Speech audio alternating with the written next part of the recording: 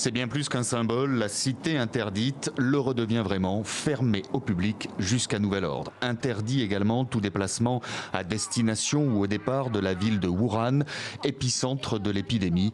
Et c'est une ville de 11 millions d'habitants qui se retrouve en quarantaine, totalement coupée du monde. Je me sens très soulagée de voir les thermomètres infrarouges installés aux entrées de la gare.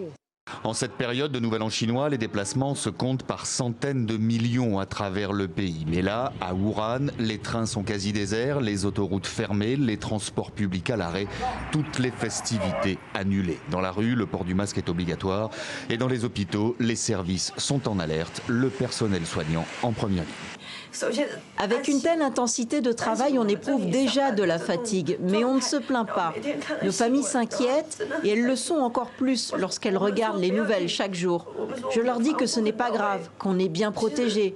Je dis ça pour qu'ils soient tranquilles, mais en vrai, on a peur et on est inquiet. Pour enrayer la propagation d'une épidémie encore bien mystérieuse, Pékin emploie donc la manière forte, d'autant que la plupart de ces mesures ont été annoncées dans la nuit, laissant très peu de temps aux habitants pour s'organiser. Une ville voisine de 7,5 millions de personnes vient de se voir imposer les mêmes restrictions.